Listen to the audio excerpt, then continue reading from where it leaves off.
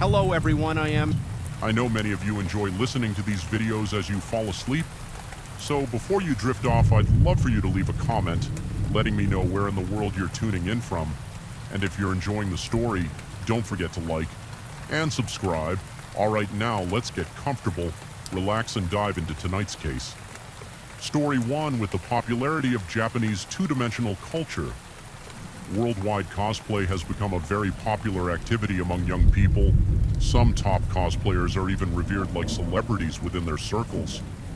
Many people think that although these cosplayers immerse themselves in serious or crazy roles when they wear their costumes, it is generally a very safe hobby. However, in 2021, a beautiful and talented girl lost her precious life.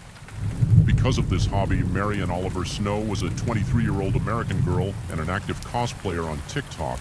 With her striking looks, outstanding figure, and rich expressiveness, Snow quickly became a well-known internet celebrity. Her TikTok account accumulated 1.6 million subscribers, and she had tens of thousands to hundreds of thousands of followers. On other video platforms, initially she named herself Snow the Sword Queen, but after portraying many characters from games and anime, Mary found that her most popular and praised works were those depicting crazy and twisted Yandra characters such as Yino Gasai from Future Diary and Junko Inoshima from Danganronpa, so she changed her username to Yandra Snow. Many people think that although cosplayers immerse themselves in their roles when performing, they are just ordinary people like you and me when they take off their costumes. However, Snow gave the impression that she merged with her roles, both her on-camera and off. Camera behavior seemed unconventional, disregarding others' opinions among her many outrageous actions. The most criticized was when she and her friends entered a cemetery to shoot a video in mid-2019. When the video of her standing or sitting on tombstones was released, it immediately caused an online uproar. Neens accused Snow of lacking respect for the deceased and called her actions a desecration. Snow did not back down in the face of criticism but argued with Neens, saying that her actions were purely for artistic purposes and that she had obtained permission from the cemetery management. However, the cemetery management company soon issued a public statement saying they had never given Snow any form of permission. They warned that if she dared to sneak into the cemetery again for such activities, they would take legal action against her. After being publicly refuted by the officials, Snow did not admit her mistake, but instead tweeted. This statement naturally caused another wave of criticism, but since Snow did not commit any serious crime or cause any severe consequences, the controversy quickly died down. Moreover, her actions, which matched the characters she portrayed, actually brought her more attention. And followers regarding the controversy surrounding Snow, some said she was reckless and thoughtless, while others believed she was very clever, knowing that the professional cosplay circle, despite its glamorous appearance, was fiercely competitive. If one could not consistently produce high-quality photos or videos or maintain topicality, they would quickly lose their platform traffic, so she constantly made outrageous remarks and actions, regardless of how the outside world VW'd Snow.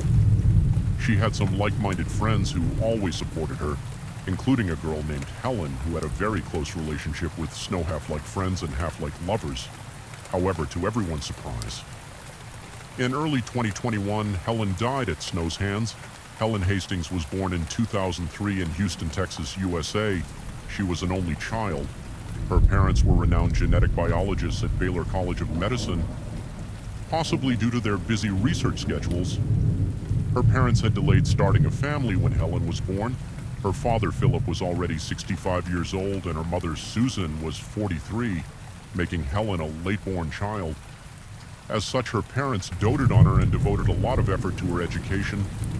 From a young age, they took her traveling around the world to broaden her horizons.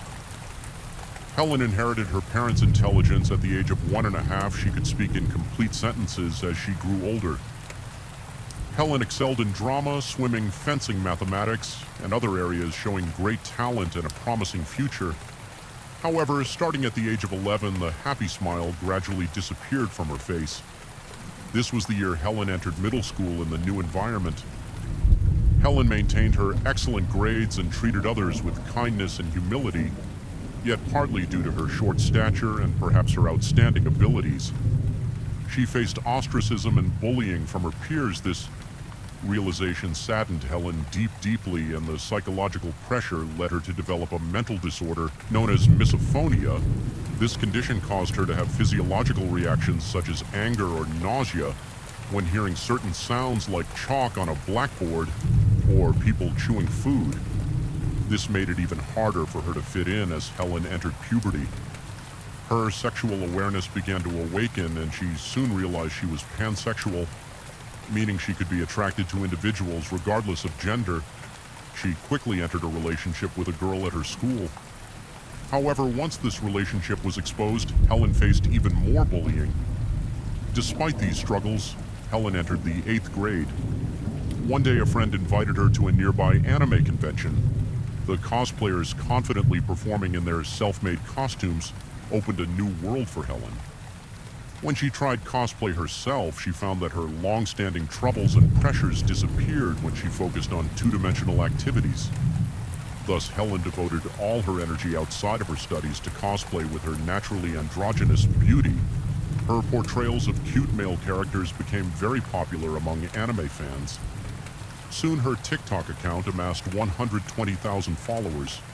2 years into her cosplay journey, Helen met Snow, who lived in the same city at a convention. The two quickly became close friends at that time.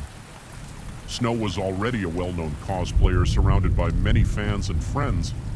However, Snow's blunt personality often offended people, and even her friends sometimes felt threatened by her. Yet, according to those around them, Helen never spoke ill of Snow, indicating how much she valued their friendship. Helen's mother, Susan, had mixed feelings about her daughter's relationship with Snow. On one hand, she was happy that Helen had made new friends and significantly improved her psychological issues after finding this hobby.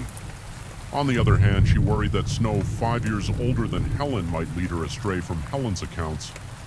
Susan learned that Snow had a severe drinking problem and often got drunk.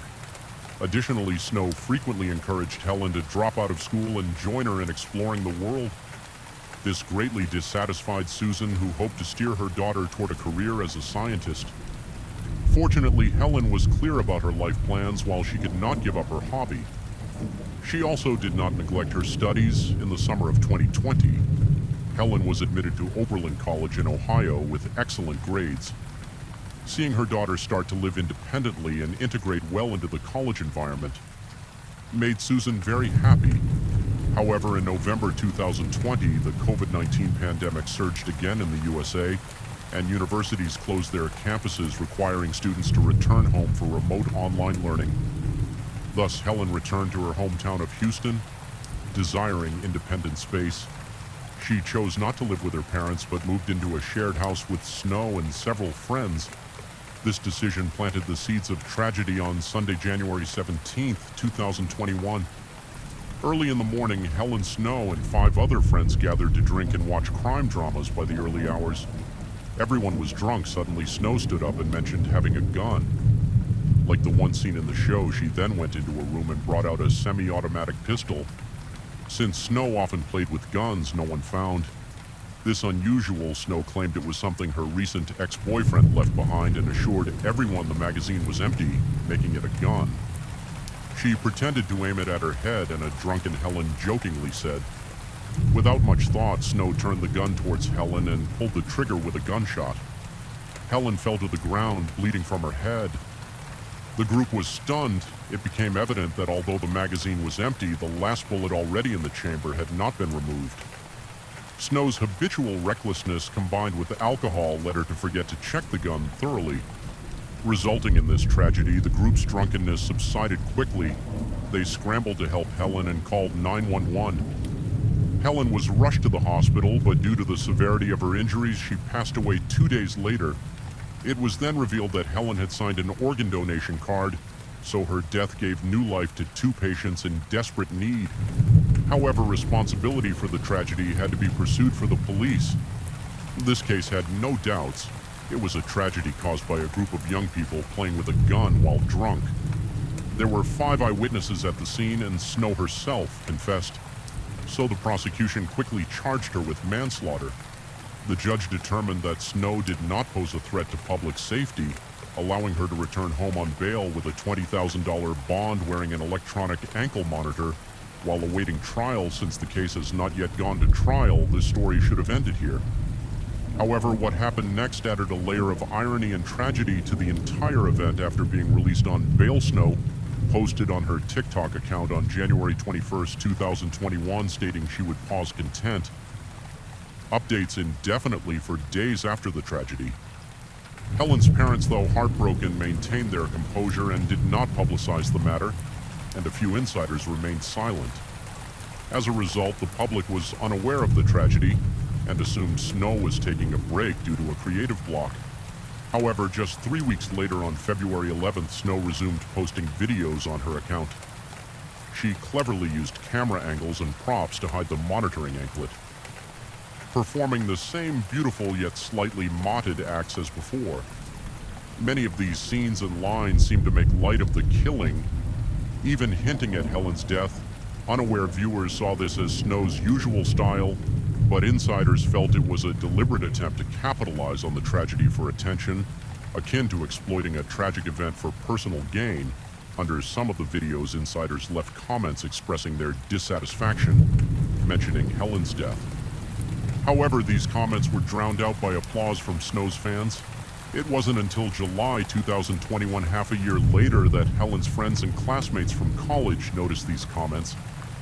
After Helen's death, the college had informed students via email, simply stating that a student named Helen had passed away, expressing regret for not being able to share wonderful college experiences with her. This brief notification, coupled with the inability to contact Helen's parents, led her classmates to believe Helen had died in an accident or by suicide. It wasn't until they saw the comments on the short video platform and confirmed with the police that they learned the truth about Helen's death. Overwhelmed with sadness and anger, they began exposing the entire incident online. This led to a wave of condemnation that flooded Snow's channel Snow, then set her account to private making. All videos invisible, judged to revoke Snow's bail due to her excessive drinking, often becoming heavily intoxicated and repeatedly allowing the monitor's battery to die, making GPS tracking impossible. These were violations of bail conditions, but the judge ultimately rejected these requests. Thus, Snow remains free. Snow's lawyer publicly stated that her videos during this period were not malicious, but were her way of expressing her inner trauma. However, it is doubtful that anyone believes this explanation in the U.S. The sentencing range for manslaughter is quite broad. It can range from up to 20 years in prison to as little as 2 years. With a $10,000 fine, the exact punishment Snow will receive is something we can only wait to find out. This tragedy, where a beautiful life was suddenly lost in such a seemingly frivolous manner, is deeply lamentable. While I believe that most of my viewers have never come into contact with firearms, I hope we all remember that guns are deadly weapons, not toys to be played with casually. Story 2, Daniel Sancho Bruno was born on June 11, 1994 in Madrid, Spain. He was the fruit of a passionate romance between Spanish actors Rodo Sancho and Silvia Bruno, who met in acting classes when they were 19 and 18 years old.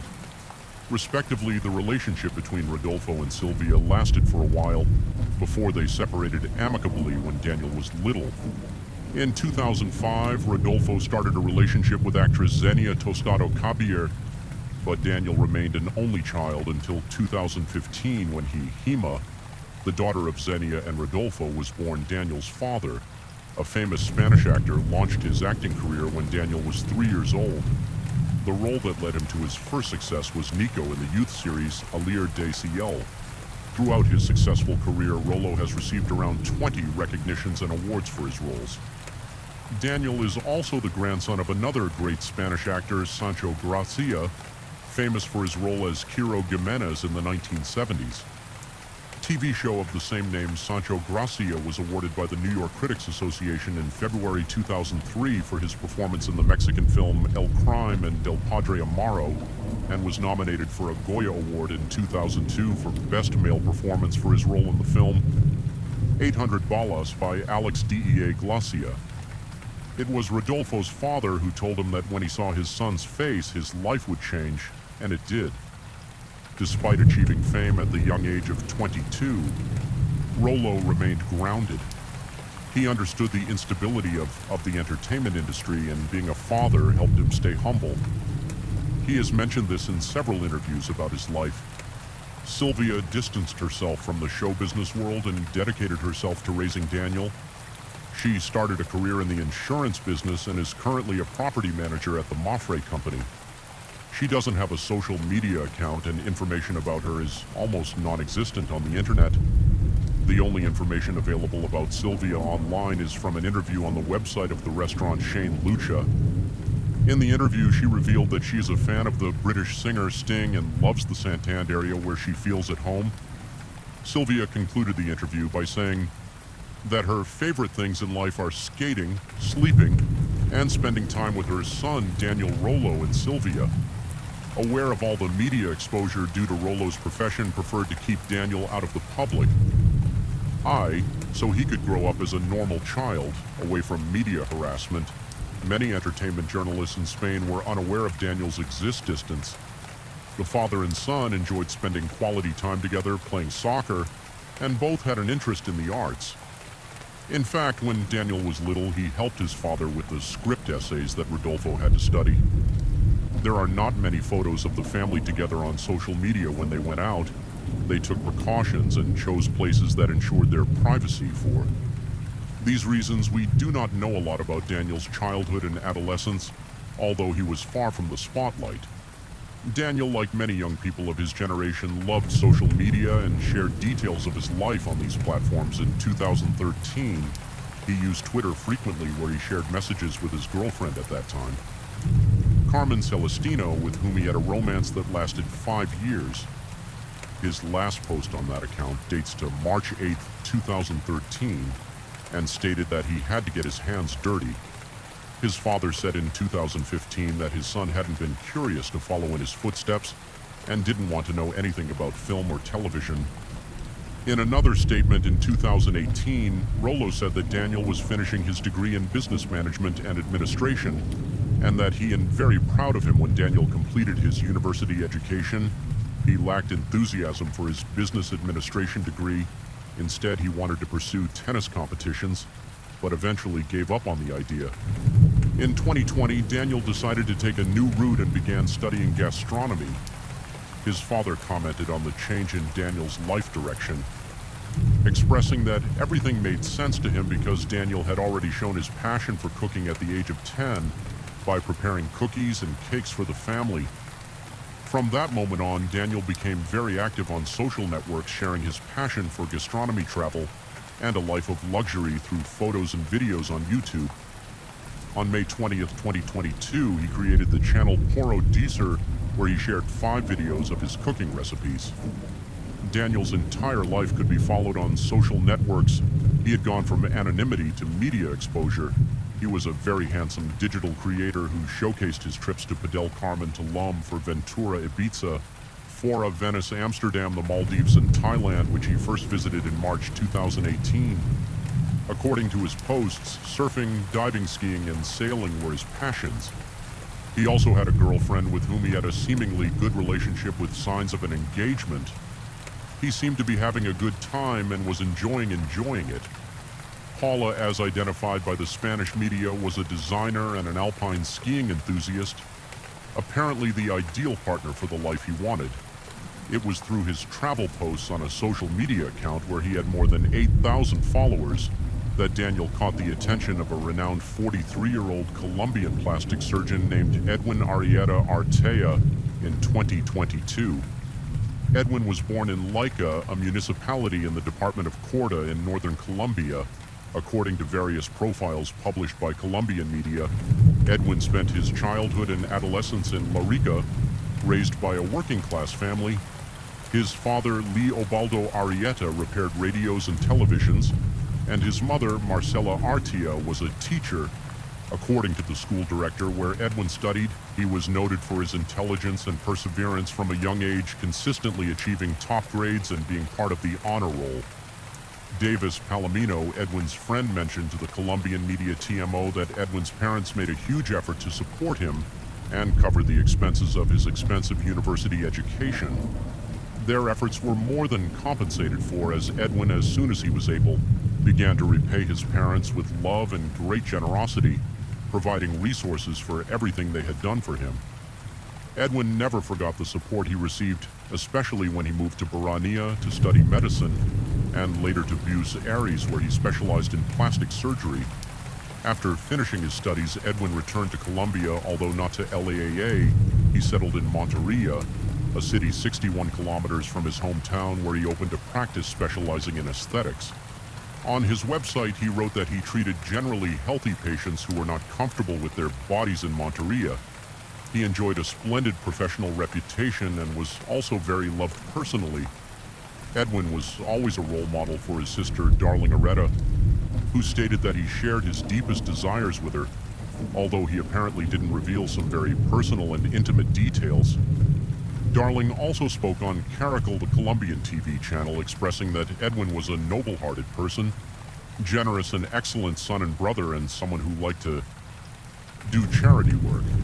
According to her, he was always charismatic, which is why he quickly stood out from the rest when he began to fulfill his dreams. Everyone close to him was happy about his achievements. Darling said he was a noble-hearted person, generous, an excellent son, brother, uncle, and friend, a person who enjoyed doing charity work, a dreamer. His dream was to see the whole world, which is why Edwin spent his time traveling. My mother, as mothers do, was always worried and would tell him, "Edwin, stop flying so much. Edwin, for God's sake, aren't you afraid of taking so many planes?" And he would say, "No, Mommy, don't worry, we can't even imagine this. It has tortured me every day and night since I found out what happened to my brother, how he suffered. I mean, we don't know if this man killed him first and then did this to him, or if he did it to him while he was alive. It's something we'll never know. This person is taking advantage of the fact that my brother is no longer here to defend himself. He is saying many things and tarnishing my brother's name, but my brother cannot defend himself," according to Darling. Edwin traveled constantly because it was his passion, although his travels also opened opportunities for him to offer his services as a cosmetic surgery specialist in other countries such as Chile, where, as seen on his social media accounts, he became a fan of wine, although he was never a man of excess. According to his relatives, local newspaper reviews noted that his finances allowed the doctor to enjoy experiences without worries, and he hoped that his family could live comfortably. He even helped his sister buy an apartment. Edwin's friend Victoria Jutton said that he was an awesome man who was always available when needed, and described him as a hero, a great friend, and a wonderful human being. Beyond his profession, Edwin seemed to have the desire to invest in other businesses that could be profitable in the future. The hypothesis being considered is that this was the starting point of the relationship between a young 29-year-old chef and a 43-year-old cosmetic surgeon. Apparently, it all began in 2022 in a very private way. Edwin was the one who initiated contact after seeing what Daniel was doing and his gastronomic proposals on social media. He sent a private message via the social media account offering to help with his entrepreneurial growth. At that time, the young man had a work line in gastronomy. He had started working as a chef at the catering company Lamb and at a restaurant specializing in hamburgers called Boogie. All located in Madrid, the plastic surgeon was well off financially because he had clinics and wealthy clients in Argentina, Chile, Colombia, and Miami.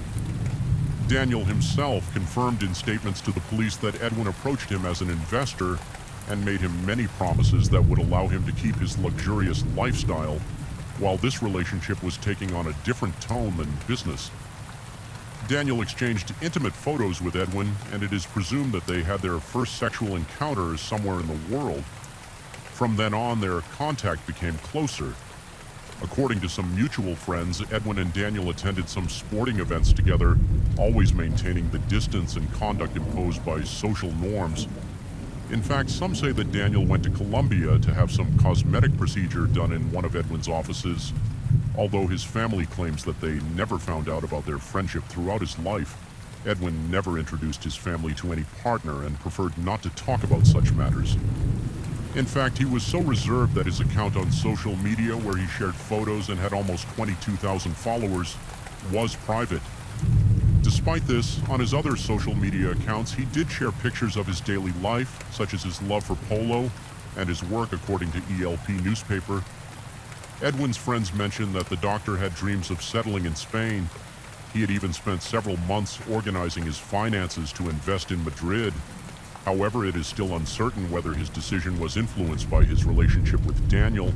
As a significant fact, there were people close to Edwin who had Daniel's contact number, which is an indicator that the relationship between the two was known at least by those closest to him. In December 2022, Edwin invested around 10,000 euros, a little less than $1,000, in Daniel's restaurant. But this element has generated debate. Firstly, it is unknown whether it is the catering business or the hamburger business. Secondly, although it was said that he was the owner in the case reports in Spanish media, it is indicated that the young man does not appear in any of the commercial registers as an owner of either of the two establishments. However, according to various Spanish media, the son of the well-known actor was already working on a new professional project to continue. Expanding his presence in the gastronomy and hospitality business, it hasn't been revealed yet. Whether Daniel's new idea was the one in which Edwin had invested money or had promised to invest, the truth is that the relationship between the two had been kept for about a year until there was a surprising turn in February 2023 when the young man decided to end this relationship and tried to distance himself from Edwin. That was the moment when the surgeon supposedly began to blackmail him and threatened to spread his private pictures. Despite the tense situation, Daniel asked Edwin to go with him to Phangan Island in Thailand to attend the famous full moon party, scheduled for Thursday night, August 4th. Thousands of people from all over the world come to this celebration on the seashore, looking to enjoy an extreme experience where alcohol and illicit substances are abundant. Some of Edwin's close friends knew that he would go on an adventure with Daniel, and together they would travel to Thailand. However, they all agreed that the surgeon spoke little about his private life. They were also surprised that Edwin wanted to be part of the extreme party atmosphere in Thailand because he wasn't a man of excesses, nor did he consume substances. As far as everyone knew, Daniel didn't have this type of behavior either, according to what has been reconstructed from what happened on the trip on Monday, July 31st. Daniel arrived at Phangan and rented a motorcycle that same day in the private villa where Daniel would stay. There was a reservation from July 31st to August 3rd made by Edwin on August 1st. According to CCTV footage, Daniel bought a knife, rubber gloves, plastic bags, detergent, and other tools at a local store. Several Time media reported that he unsuccessfully tried to buy a kayak from two tourists on the same day, offering them up to $1,000. Other media indicate that he did buy the boat from a store where they gladly accepted his $11,000 on Wednesday, August 2nd at 3 p.m. Daniel picked up Edwin at the airport and the two traveled on a motorcycle around the island. Then they went to the villa where the accommodation was reserved. This was the last time the surgeon was seen alive. Daniel's version is that Edwin tried to have sex with him as soon as they arrived at the private villa, which had only one double room, but he says that he refused and punched Edwin. Edwin fell to the ground and hit his head, dying instantly. Why didn't Daniel seek help, call emergency services to assist Edwin, or notify the police of the supposed accidental death? This is something that is still unknown. Instead, he started to segment the body into 17 parts over 3 intense hours. He then placed the pieces in different bags with the sole purpose of getting rid of the evidence. 2 hours later, he went out in the kayak 600 meters from the coast and threw one bag into the water on Thursday, August 3rd at 6 a.m. He took another trip in the kayak and threw another bag into the sea. 3 hours later, he checked out of the hotel where he was staying, but there was still a bag with the Colombian surgeon's remains that was not thrown into the sea. Meanwhile, Danny decided to attend the full moon party with 2 friends he had met on the trip. Later, before midnight, he went to the police station to report Edwin's disappearance. According to Thaw, media workers at the incinerator plant at the garbage dump found parts of a body, and this discovery started the police investigation on August 4th. Thai authorities found another plastic bag with more of Edwin's remains, and inside it there was also a receipt that led them directly to the store where Daniel bought a knife and other materials. This was important information for the police since they could review the CCTV footage in the store. Upon discovering these incriminating clues, the authorities arrested Daniel and interrogated him. However, he initially denied the facts. At the same time, there was a conversation between Daniel and Vivi. Edwin's friend Vivi told him that those close to the doctor were very distressed not to hear from him for many hours and asked him to look for Edwin all over the island, to which he replied that he would take the motorcycle, search the hospitals, and go to the police, worried about not knowing anything about her friend Vivi. Asked him if he had already gone to the police before talking to her. Daniel then turned the conversation around, confessing that he was being held and that they were asking him a lot of questions that made him afraid she didn't suspect anything at that time, and told him to be calm. Then continued to inquire where Edwin left his luggage suitcase and things. The young man replied that they went to the full moon party but were staying in different hotels. Subsequently, more of Edwin's remains were found in garbage dumps, and on the seashore DNA test later confirmed that the remains found scattered around the island belonged to the plastic surgeon, although Daniel had thoroughly washed the room in which he took Edwin's life. Authorities were able to find blood hair and other debris in the hotel's drains. This definitive evidence forced Daniel to confess to the crime and to announce that he would cooperate with the police in the investigation. From that moment on, he maintained that he was Edwin's hostage who had destroyed a relationship with a woman and forced him to do things he would never have done. Daniel claimed that Edwin was obsessed with him and had deceived him into believing that he wanted to do business and invest money in their company, of which he was a partner, according to his story. Edwin promised him villas and castles, but he eventually discovered that it was all a lie and that the only interest behind his promises was to become his partner. Despite being detained, the young chef was not stripped of his belongings, such as his cell phone, which allowed him to continue writing and receiving messages or calls. During this time, he took the opportunity to change the privacy settings of his social media account from public to private. He decided to do so because he had already started receiving negative comments from users who told him that he was handsome but super rotten, and that what he had done had ruined his life and that of his family forever. While having free access to his phone, Daniel was able to speak with a reporter from Telly's summer TV show. When asked by the reporter if he needed anything, he mentioned that he wanted to return to Spain and hoped that media coverage could assist him in achieving that goal. He also mentioned that the police were treating him very well and proudly shared that he had been invited to have dinner with the police at the island's best hotel on Antara. The reporter, surprised, asked him if he was not detained, and he answered that he was, but that they took him to have dinner because the case was almost closed and they were going to transfer him to a cell where he would be living with 20 other people. The reporter said he told me that he was being treated very well just when I was able to talk to him. He was having dinner in one of the best hotels in Thailand, so it was something that surprised me a lot. Then I was able to continue talking to him, and what struck me the most was that no one in his family knew about the situation he was going through.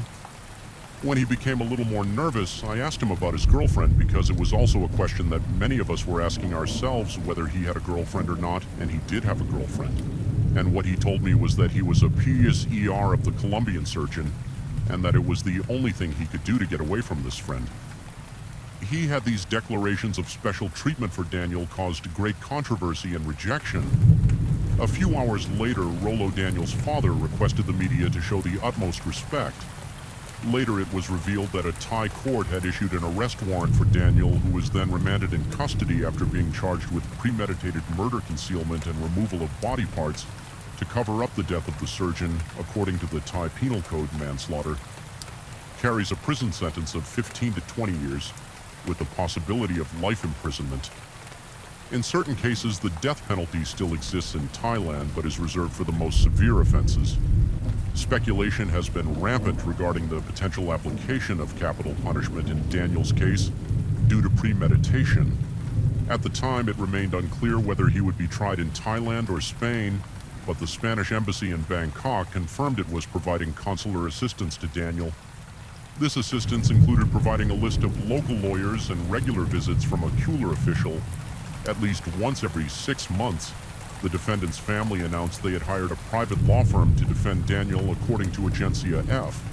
Although a Thai public defender currently represented him, Daniel was ultimately remanded to Koh Samui District Prison, situated over 10,000 km away from the paradise island of Koh Phangan, where the incident occurred. Access to this prison requires a 40-minute ferry ride due to ongoing COVID-19 protocols in Thailand. Daniel had to undergo a 10-day isolation period upon arrival. It is projected that Daniel may remain in this prison for approximately 6 months while awaiting the initiation of his trial. Following this period, he is expected to be transferred to a maximum security facility. Anecdotally, since his transfer, a dozen correspondents from several Spanish television stations have been stationed outside the prison seeking to capture and be informed minute by minute of what Daniel is going through. Precisely because of the deployment of the Spanish media in Thailand, details have come to light. Thanks to journalistic investigations, one of the most relevant pieces of information was provided by Adrian Filas, a correspondent in Thailand for Antenna 3, who announced that a message containing death threats from Edwin to Daniel had been discovered. Adrian, who has been immersed in the Koh-Phangan investigation, shared additional details during his appearance on the Spanish morning show of SPO Pueblo. According to his statements, Daniel's cell phone is under scrutiny, and this threatening message has changed the perspective of investigators. In the message, Edwin allegedly threatened to take the young man's life if he decided to end their relationship, which had lasted for more than a year. The Thai authorities have moved quickly on this case, not only due to media pressure, but also due to the nature of the facts. Despite having a legal deadline of 3 months for the investigation, the process was expected to be completed in just 3 weeks. This speed would also be seen in how quickly Daniel's trial would be brought in. In fact, the investigation has moved swiftly forward, focusing on street security camera footage and awaiting further DNA evidence from Edwin, including a t-shirt with several stab wounds, as well as processing evidence found in the room of the villa's hotel where they stayed. In addition, it was reported that Thai authorities were convinced that this was a premeditated act. They relied on security footage showing Daniel buying bags of sharp instrument and cleaning supplies before Edwin's arrival on the island during the investigation. Officials indicated that there was an additional mystery: the absence of Edwin's cell phone and passport. These missing elements introduce complexity to the case and raise unanswered questions during all the events of this case, which had dramatic overtones. Paula, the girlfriend with whom Daniel had planned to formalize the relationship and ask her to marry him, entered the scene. However, according to the young man's statements to the Thai authorities, Edwin had destroyed that relationship by keeping him for the last year in a crystal cage. A cage nonetheless. During his conversations with different Spanish journalists, Daniel sent a public message to Paula telling her to take care of being happy and to move on with her life. Why he did not call directly but spoke through the media is unknown. Meanwhile, due to the rumors about the nature of the relationship between Edwin and Daniel, which went far beyond friendship and business, Edwin's family expressed that they were very affected and outraged by this loss. In a statement to the national and regional media, the Arita family announced that they would refrain from making any further statements about the events. They argued that they didn't want to hinder the investigation process and the diplomatic steps being taken by the official agencies of the states involved. Although the family said in the statement that they wouldn't make any more comments, Edwin's sister Darling spoke with Agencia F and expressed that the people of Santa Cruz de la are shocked. And in mourning, she added that Daniel not only cut Edwin into pieces, but also destroyed the entire family, saying it is as if he had ripped out their hearts. Darling maintained her position that Daniel set up an ambush against Edwin and did so consciously as a spokesperson for the Arita family. Darling asked for justice in the face of the immense pain they are going through and referred to how heartbreaking the suffering of her parents is. She also said she hopes that once Daniel is tried, he will serve his sentence in the Asian country, according to the TV show Inoka Dotos. Rolo managed to contact the Colombian surgeon's sister to ask for forgiveness and express the deep pain felt by his whole family for the events. He told Darling that he was very sorry for what happened to her brother and believed that his son must have had a disorder the day he committed the acts. He then commented that there were 2 destroyed families and that he was sorry for everything that happened. Daniel's family also wanted to issue a public statement beginning with their condolences for Edwin's death. Then they thanked the press for their interest, but warned that making statements could affect the investigation. They also asked for respect for the painful moment that both families are going through. Due to this terrible situation, the note was sent to Agencia F by Fernando Oyer, director of the law firm. Representing Daniel on August 15, 2023, the Thai police held a press conference to announce the closure of the investigation in 10 days well before the maximum time limit of 84 days. According to thaw law, if it was premeditated in something that had been prepared beforehand, it usually results in the death penalty after inspecting the crime scene. We found only one person involved, and that is Daniel. The reason for the murder was that Daniel no longer wanted to have a relationship with Edwin Arrieta. All the evidence has led the suspect to confess his motives involved the affairs between them. Today we held a press conference to announce the closure of the case, and I myself have spoken to the Colombian ambassador for Thai investigators. The motive in the case was that Daniel took Edwin's life to end their relationship, and he did it without anyone's help, as there are no recordings of other people near the place where the surgeon's life was taken. This refutes the request from the members of the law firm representing the Sancho family, expert criminologists and lawyers, who suggested investigating the possible participation of other persons in the events. Thai investigators indicated that the specific cause of Edwin's death could not be precisely determined. On the one hand, based on the cuts to Edwin's clothing found during the investigation, they estimated that he may have received a lethal stab wound to the chest. However, they also didn't rule out that he died due to a blow to the bathtub after Daniel pushed him during an argument, as the young man indicated in his first statement. Agency Kate Hackpen, known as Big Joke, head of the investigation in Thailand, didn't mince his words at the press conference.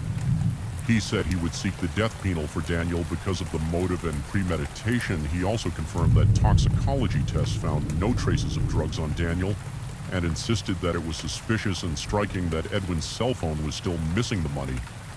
Edwin may have given Daniel Spark initial interest. There has been talk of a salary of 25,000 euros a month on a credit card, and there was also a rumor that 80,000 euros in cash had been found in the room where the fatal attack took place. According to the surgeon's family, that money was for the purchase of medical equipment. However, Thai investigators confirmed that the safe in the room shared by Daniel and Edwin contained only $9,000. After the press conference, the Thai police assured that the investigation would continue in preparation for the trial. They want to take place next September. They said they would seek capital punishment for Daniel. In the most recent versions published by Spanish media, it is said that Daniel had planned a wedding in Indonesia, and that for this reason, seeing that Edwin refused to end the relationship, he decided to take his life. The woman that some media call Laura and others call Paula had a long-standing relationship with the chef who proposed 2 weddings. One would be in August in Thailand in a symbolic ceremony, followed by one in Spain. With both families, it could be the imminence of that ceremony that made Daniel hurry to sever all ties with Edwin, Laura, or Paula, who has wanted to remain completely away from the media. Hype is now thinking of taking refuge away from home to be untraceable. In addition, as revealed by Sion magazine, she is having a very hard time and doesn't want to say anything that could be worse for Daniel's trial. The Spanish media indicate that on July 23, 2023, she made her last publication in which she and the young chef were together, but after everything that happened, she deleted the posts and stopped following Daniel on social media so that she would not be associated with him. Messages from Daniel have also reached the Spanish media in which he states that someday the whole truth will be known. He also said that although many believe that there is no way to justify his actions, the truth is that he was defending his life and the lives of the people he loves. As Edwin was threatening his family, a significant fact published on the website alal.com indicates that Daniel has a misdemeanor conviction in Spain that is currently being appealed in the Supreme Court. His lawyer in Spain, Luis Juarez, has not provided any information on the matter. What is certain is that the trial is scheduled to begin in September. Before concluding this video, I want to introduce you to the defenders representing Daniel and their credentials. On the one hand, there is the law firm headed by Fernando OCA in Thailand, which, on behalf of the Sancho family, is trying to prevent Daniel from entering the maximum security prison in Thailand. Fernando and the criminal lawyer Kanan are currently in charge of advising the young man in Thailand. Sea services are required since, in Thai courts, Spanish lawyers cannot handle the defense born in Barcelona to arrogant parents. Fernando has a degree in business from Abd Alaku University. His first jobs were in his native Barcelona, where he worked as an assistant financial manager in well-known companies. In 2005, he moved to Brussels for new professional challenges, and in April 2006, he relocated to Thailand, a country he has not left since then. For the last 10 years, he has been the director of the Bangkok office called Cam Royal International Law and Accounting Associates, which offers legal, financial, tax, labor, and accounting consulting services. In Daniel's case, they indicated that Rollo contacted the Spanish embassy in Thailand to know how to proceed, and they put him in contact with Fernando, who then contacted Kunun. A criminal lawyer, Fernando's first objective is to keep Daniel in Sami prison, a facility where he would be held on a provisional basis until a final sentence is issued. Sami is a smaller prison with shorter sentences of up to 15 years in this prison. Daniel can move around more freely by things and have some security. The defense also seeks to expedite the proceedings, not only to have the trial held as soon as possible, but also to reduce the minimum time Daniel would have to spend in a Thai prison. The time would range at least between 4 and 8 years, and Daniel's defense is trying to have him spend a maximum of 4 years in the country, after which they would request a transfer to finish his sentence in Spain. The transfer to his home country would be possible thanks to the cooperation agreement signed in 1983 and still in force between Spain and Thailand regarding the execution of criminal sentences. It provides for the transfer if the person is sentenced to life imprisonment. Another condition is that the crime exists in the penal codes of both countries and that it was not a crime against the Thai state. Even so, it establishes that he would have to wait a minimum of 8 years in a Thai prison, a term that Daniel's defense will try to shorten to 4 years. They also hope to be able to reduce the sentence. The main penalties being speculated are either the death penalty for premeditated murder or life imprisonment. According to some media reports, the victim's family may not request capital punishment for Daniel due to their religious beliefs. However, the defense is also considering reaching some kind of agreement to avoid it. The Spanish media have made the case the talk of the day, and speculation about what happened is abundant. The same occurs with many Colombian media. Because of this, the last point of Daniel's lawyer and intermediary strategy is to lower the media pressure on the case, a task that would not be as complicated in Thailand as it is abroad. Another move Daniel's team of lawyers might make is to ask for clemency from the King of Thailand every July 28th in celebration of his birthday, the country's eccentric King Maha Vajir. Lorne replaces capital punishment with life imprisonment for many of the prisoners sentenced to lethal injection, while Daniel's defense is working in Thailand. His father, Rollo, has hired the services of the criminological law firm Balagon and Chipas in Spain to find out what is behind the case, as they are convinced there is more to it. Carmen, a lawyer and criminologist, is a well-known professional in the media, an expert in criminal and forensic psychopathology, and is the dean of the Criminology College in Madrid. This case, which is in full swing, has many blanks and question marks. It is still uncertain which prison Daniel will be sent to after the sentencing. All the prisons where he could eventually be sent are known for having subhuman living conditions. One of them is Bangkok Central Prison, also known as the Big Tiger, because it is said to devour prisoners. It is also known as the Bangkok Hilton due to the large number of foreigners condemned to death who live behind its walls. This is one of the most famous and feared prisons in Thailand. If sentenced to death, this would likely be Daniel's fate. The truth is that in all prisons in Thailand, living conditions are unhealthy. Prisoners sleep on top of each other in the cells. There is a lack of hygiene, which leads to the transmission of diseases, and there is a lack of food, as they receive only one rice dish per day. Prisoners often wear shackles. In many cases, welded international standards are not followed. On August 18th, the Spanish summer TV show broadcast Sylvia's first statements after leaving the Thai prison, having visited her son for the second time in a row. Daniel's mother, who remained silent during the first days, said as she left the prison that she appreciated the interest in her son's case, as well as the respect and empathy shown by the press for not harassing her. She repeated that it had been very difficult for her and everyone, and added that she had seen Daniel much better and calmer. Daniel's mother also emphasized that she is not a media person and wants to continue to expect respect from the press. It has been very difficult for me, and I want to tell you that Daniel is doing much better. He is calm and they treat him very well. We are just waiting for everything to be resolved. This case has moved two societies, the Spanish and the Colombian ones, which claim to be liberal in some aspects but are conservative in practice and attached to religiosity, two adult and professional men who could have been free to live their lives as they wanted, seem to have had a bond that went beyond friendship and business. However, both hid it, even from those closest to them during this time, a money dance blackmail. Breakups and reconciliations form the plot that captures public attention. Additionally, there is Daniel's genealogy, as he is a descendant of a family of famous actors in Edwin's story, in which many see themselves reflected as someone from humble roots who achieved prestige and fortune as a doctor. The truth is that it is a case in which everyone loses and two families are devastated, and no one was prepared to face such a tragedy. The most recent news of this case came out on August 21st when the autopsy results of Edwin's remains were released, and the information refuted the version given by Daniel that there was a fight, and after a push the doctor hit his head and died. The second in command of the Thai police, Serenity Hakan, who has been in charge of the investigation, offered statements to Agencia F, in which he detailed that the autopsy report concludes that the Colombian surgeon lost his life due to the stab wounds inflicted on his neck by the young chef. Serenity said that the case can now be considered closed, at least as far as the police investigation is concerned, and that it remains to take the next steps for the trial. He added that it was true that there was a fight, and that Edwin hit his head when he fell, since there was evidence of both facts in the room where the couple was staying. However, it was Daniel's deep cuts on Edwin's neck that ended up taking his life.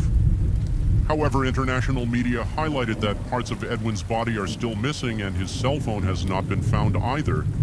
Therefore, it seems somewhat premature to speak of a police closure when fundamental elements are still missing.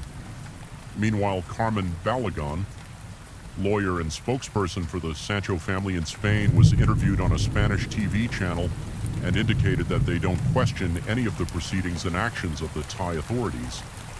She added that not only the new autopsy report surprised her, but everything that has happened since day one. Story 3, since the death penalty was reinstated in the United States in 1976, just over 700 prisoners have been sentenced to execution in California alone. Less than 24 of these are women. The last execution in California occurred in 2006, and since then a significant number of prisoners have been waiting their turn on death row. All of California's death row inmates are housed in facilities that are practically overcrowded with nothing more to say. Let's analyze all the details of this criminal story together. Another family from Little Taipei, Manling Chong Williams, was born in 1979 and lived a happy life for many years.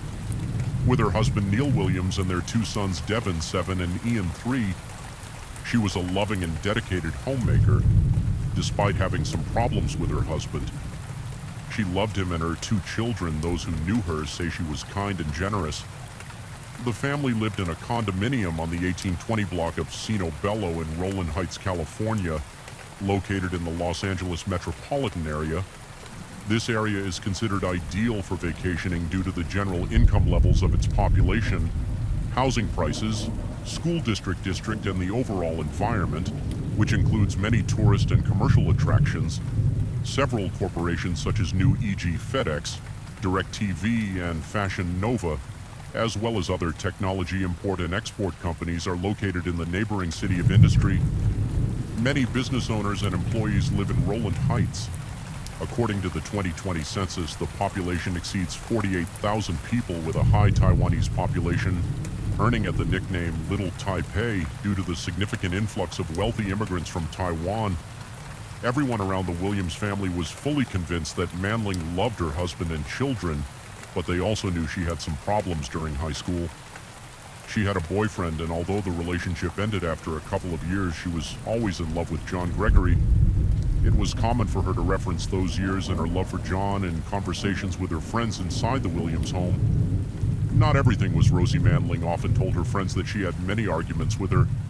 Her husband, some believe she married young and under pressure because she was pregnant. One of her closest friends, Melanie Ramirez, lived with the couple for a few months and said Neil often borrowed money from Manling. Financial issues added to the couple's other differences. Despite their ups and downs, it could be said that Manling, her husband, and her children led a normal life. No one, perhaps not even Manling herself, could anticipate the horror that was about to unfold, determined to change her life. Manling chose the darkest path to escape her situation. On the night of August 7th, 2007, she decided to do whatever it took to build a new future without her family, but with the love of her life just a few weeks before she had. Started talking to her high school boyfriend again and even met up with him on several occasions. During this time, she thought about a different life, one where she could return to those golden years of her youth in the company of her love, John. However, was uncomfortable with the fact that Manling was married and preferred to end the relationship before things became more complicated. He told authorities that he decided to end the relationship, and when he did, Manning seemed to take it calmly. He suggested that if things didn't work out between her and her husband and they separated, they could maybe get back together and continue their romance. Perhaps unintentionally, John planted a small seed in Manling's mind. According to her close friends, the fact that she got married under the pressure of pregnancy had her feeling trapped in a relationship that did not completely fulfill her. This situation impeded her from having the happy life she dreamed of with her high school sweetheart. One thing was clear: as long as she remained married, she would never be able to lead the life she wanted. Any normal person might have considered the idea of divorce or separating on the best possible terms, or in the worst case scenario, they might have run away, abandoning their family without a trace. But no, that night in August 2007, Manling decided to end her family's life. It is still a matter of debate whether she had a psychotic break or another psychiatric disorder. Many speculate and argue against the idea that everything she did was premeditated. Manling repeatedly claimed that it was something spontaneous, done in the heat of the moment. The truth is that on that night, she was dressed to kill. Neil returned home that night like any other Tuesday. Most likely, as usual, the couple began to argue over something trivial, possibly money, or because they were both unhappy in their relationship. The difference that night was that Manling had decided to end her family's life. They all went to sleep, the children early as usual, and then Manling and Neil went to bed. She covered her hands with latex gloves and walked to her children's room. First, she approached the youngest and suffocated him with a pillow. For about 5 minutes, she covered her little son's mouth and nose until he stopped breathing. Then it was her eldest son's turn. Devin suffered the same fate as his little brother. His mother also covered his nose and mouth with a pillow until he suffocated after ending the lives of her little ones. It was Neil's turn, her husband, but first she took some time to log into his computer and exchange messages with friends, including John, with incredible coldness. She went out for a while to have a few drinks with her friends back at the house. Neil was still asleep, completely unaware of the horror that had unfolded. He didn't know anything about what had happened to his children and could not suspect that it was now his turn. Once again, she covered her hands with latex gloves, took the heaviest and sharpest sword in her husband's collection, and savagely attacked him in his sleep until he died again and again. She struck Neil's body with a katana. A katana is a curved sword with a single edge and a pointed tip traditionally used by samurai. Its size is around 1 meter in length and usually weighs around 1 kilogram. According to forensic analysis, Manling caused more than 90 injuries to her husband, Neil. It was a savage and brutal attack that left severe damage throughout Neil's body. Now it seemed like nothing would get in the way of the happy future she wanted. At the very least, neither her children nor her husband would be an obstacle to her happiness. After the murder, she continued with her Mayab plan. She wrote a note in which Neil supposedly confessed to having suffocated their children before ending his own life. She got rid of all her bloody clothes and any items that linked her to the homicides, and then ran out hysterically, screaming into the street, asking her neighbors for help, claiming that someone had murdered her family. Francine Chura, a close neighbor and family friend, was the first person to arrive at the crime scene. She stated that she discovered Neil's lifeless body in the house immediately after Manling ran out. Completely distraught, according to Francine, Neil's body was on the second floor of the house. Francine also reported that the night before she had heard a loud argument between Manling and her husband, and that after 11 at night she saw Manling leaving the house for her part. The murderous widow feigned pain, sadness, and confusion while being interviewed by the authorities, assuring that Manling had done nothing wrong. Francine closed the door of her house and was left without help. The police verified that the woman murdered her family because she loved another man. Manling acted as if she were completely innocent, as if she had not been the one who committed these heinous acts the night before after murdering Devin Ian. And Neil. She called the police and informed them that she had returned home after buying some groceries and discovered that her husband and 2 children were dead, claiming that someone had murdered them. The horror that was unleashed in the Williams home involved their son and his wife. The police found it very difficult to clarify what had happened, as they only had the testimony of the sole survivor of the massacre and the little information the neighbors knew and saw. However, forensics often say that bodies always speak for many days and endless hours. Investigators tried to obtain even the smallest detail that would help clarify what happened during this time. Manling appeared devastated, very sad and inconsolable. This facade of suffering collapsed when officers confronted her about a box of cigarettes they found with traces of blood on it. This seemingly insignificant element placed Manling at the crime scene and cast serious doubts on her version of the events. And her innocence, the authorities managed to gather a significant amount of evidence that led to suspicion of the sole survivor of the Camino Bello massacre. Ultimately, she was charged with 3 counts of first-degree murder and arrested. After a few months, the trial began. Prosecuting attorneys were Los Angeles County Deputy District Attorneys Stacey Ox and Pat Couch, while defense attorneys were Tom Aldis and Adi Takuji, one-by-one relatives and close friends of the victims. And Manling testified. One of the first to speak at the trial was Jacqueline Bailey, who commented that on several occasions Manling had told her that she and Neil were arguing more and more frequently, sometimes escalating from arguments to shouting and ending up having very heated, aggressive, and violent confrontations. Other friends of the couple and some neighbors corroborated Jacqueline's testimony. Some of Manling's closest friends recalled that she often spoke of being practically forced into marriage because she was pregnant. She also mentioned being in a state of despair during the death of her first child. Other close friends of Manling, such as Melanie Ramirez, offered their testimony regarding the longing with which she used to remember her high school love. Melanie's testimony was key because, having lived for a while in the Williams house, she was able to give better insight into the arguments and the fact that Neil asked Manling for money, which was also a reason for fights between the spouses little by little. The whole truth about Manling and John's love affair came to light, shedding more clues about the possible reasons that motivated this housewife to wipe out her entire family. Everything reported at the trial supported the thesis that Manling ended the lives of her husband and 2 children because she wanted to be with her lover. JN also came forward to provide all the information he had about this case.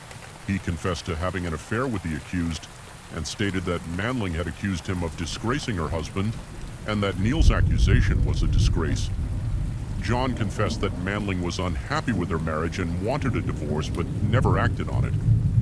John also said that he was with Manling a few days before the murder and shortly after he decided to end the love affair. According to John's testimony, Manling reacted normally when he broke up with her because he left the door open by mentioning that after her divorce they could revive their relationship.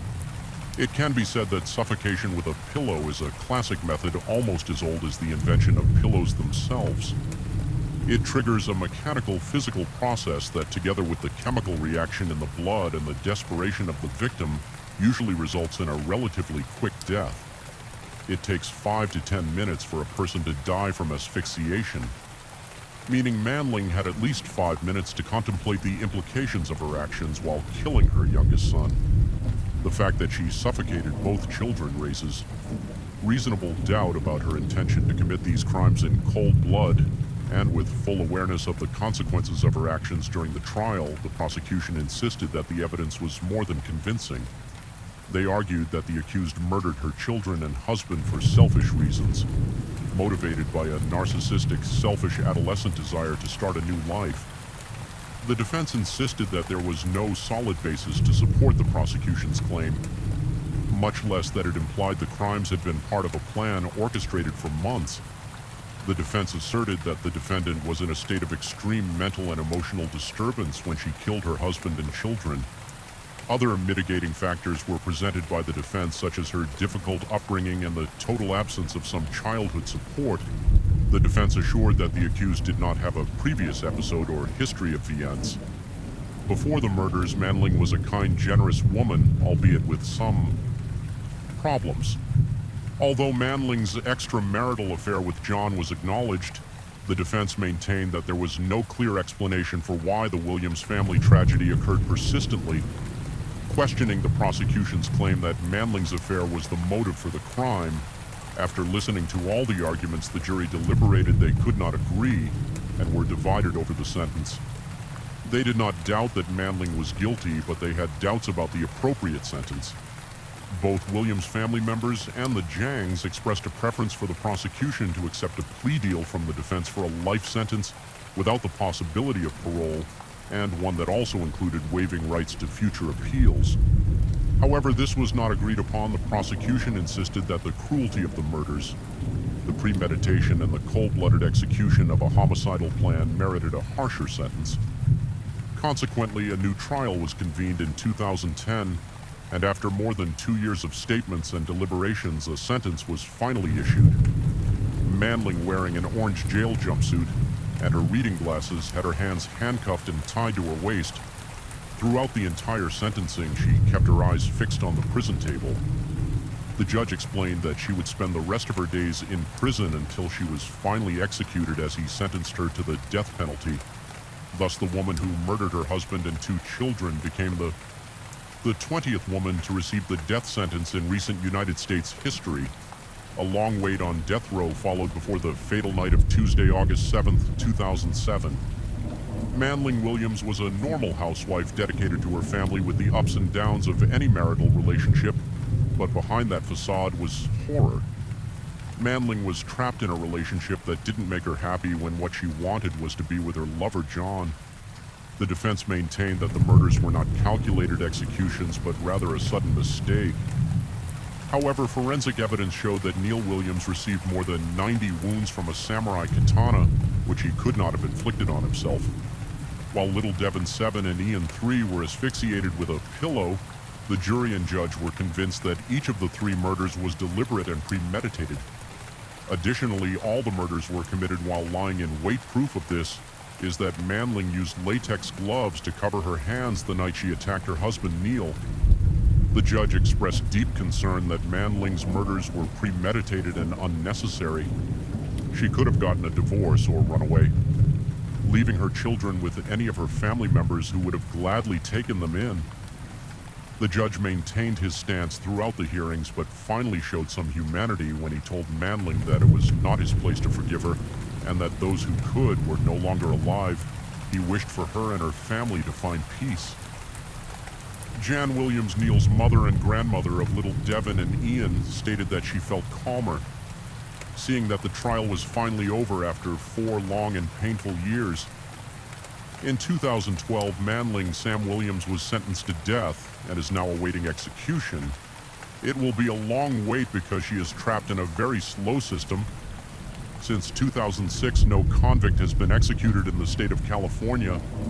As the years pass, Manling Williams remains on death row, a haunting reminder of the tragic events that shattered her family and shocked the community.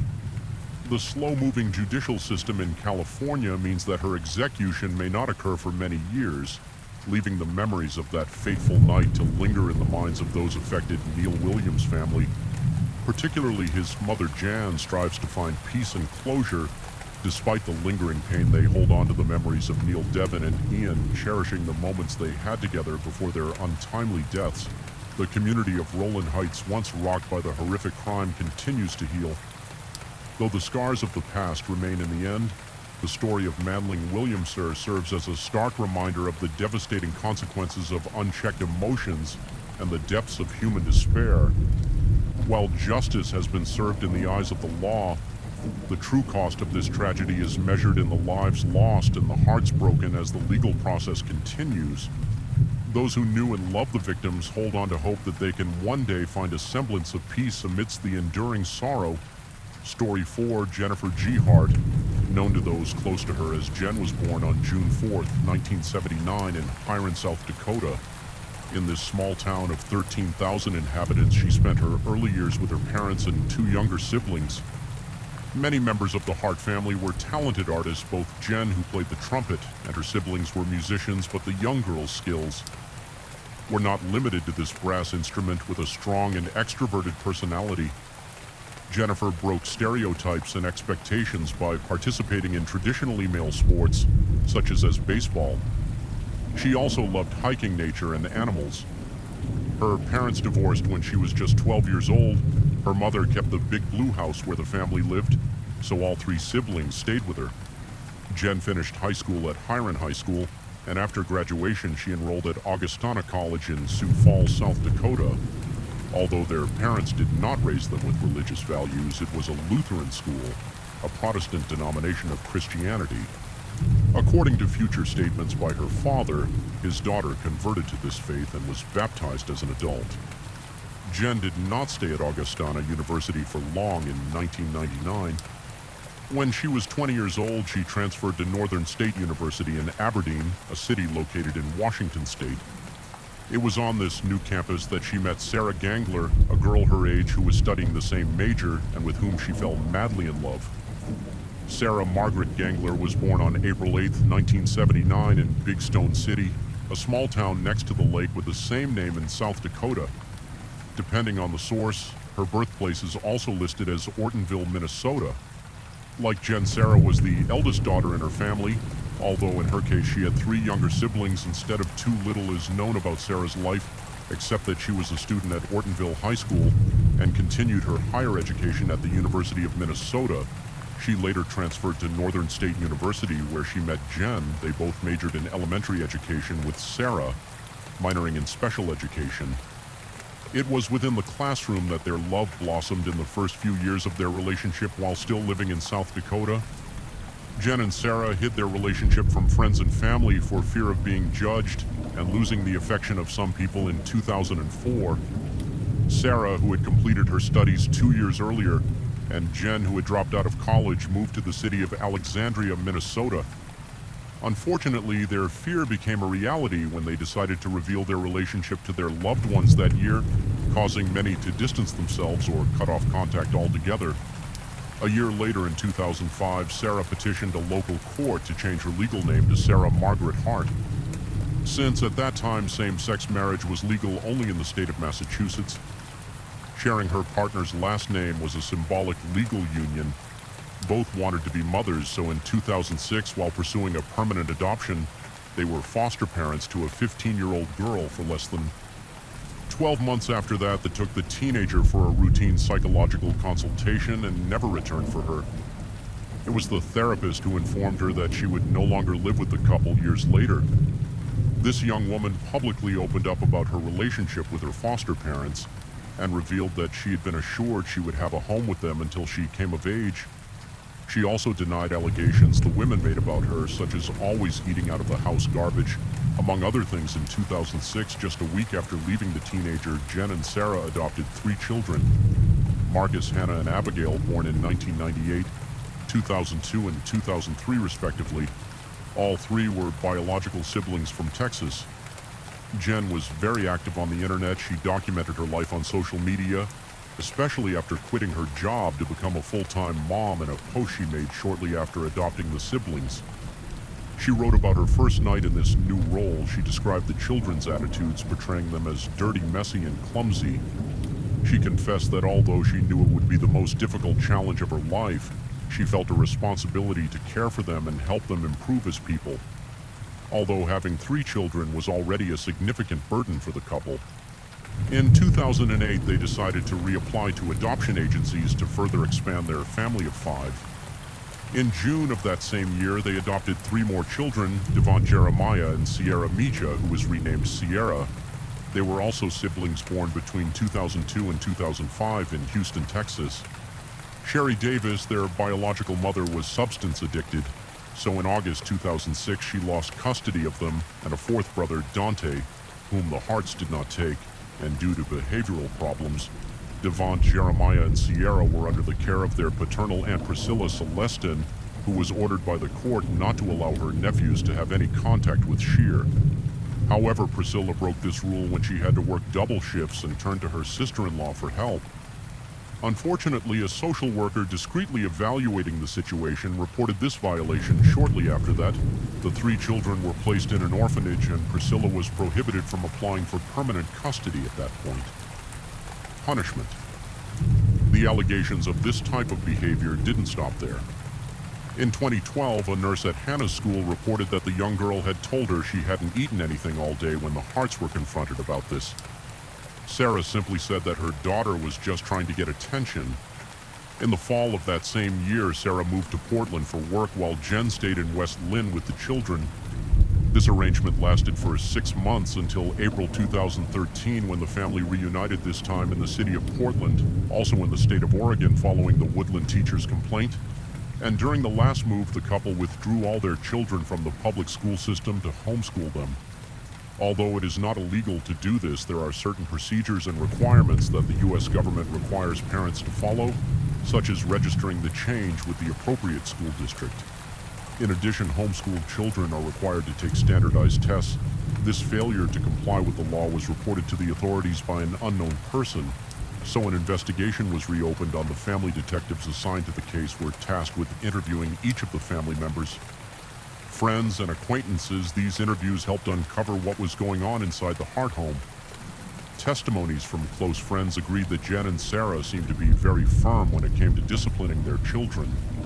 The list of prohibitions was extensive, ranging from manners at dinner to asking permission to speak. That same year, Oregon police received even more reports alleging that the children were severely malnourished. This allegation was analyzed by a doctor who assured them that although they did have some growth problems and were underweight, their lives were not in danger. During the interviews conducted with Jen and Sarah, the women repeatedly stated that all the legal problems they had had during the previous years were caused by social prejudice towards them and their children, since they were not a conventional family.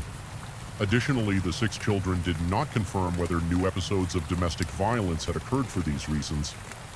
The investigation was terminated after the authorities failed to reach any conclusions. In 2014, the family went viral on the internet.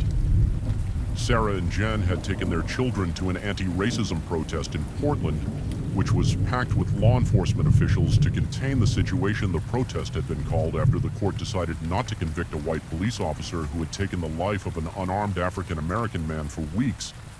A picture of Devant hugging a white police officer circulated internationally with the caption, "The hug shared around the world." Although the picture was seen as an act of peace and progress in relation to racial violence, Alex Rittinger, a journalist who witnessed the moment live, SED doubts among the audience about the nature of the hug, according to Alex. Moments before Devant approached the police officer, he saw Sarah and Jen convincing the child to do so, giving the impression that the child's tears were from fear rather than emotion. This event completely changed the Harts' lives as they began to receive an overwhelming amount of recognition. However, the public's responses were not all positive. The family received threats in the mail and strange phone calls from unknown numbers. Jen even confessed to a close friend that someone was after them and lurking around their house. For this reason, they decided to move from West Lynn to Woodland, Washington. In August 2017, in this new town, they got a big house where they had a farm, planting different kinds of vegetables and raising goats and chickens. This last relocation marked the beginning of the end for the Hart family. Shortly after settling into their new home, something disturbing happened at 1:30 a.m. Hannah, then 16 years old, jumped out of her bedroom window on the second floor of the house and ran to her neighbors. Bruce and Dana DeCal's home.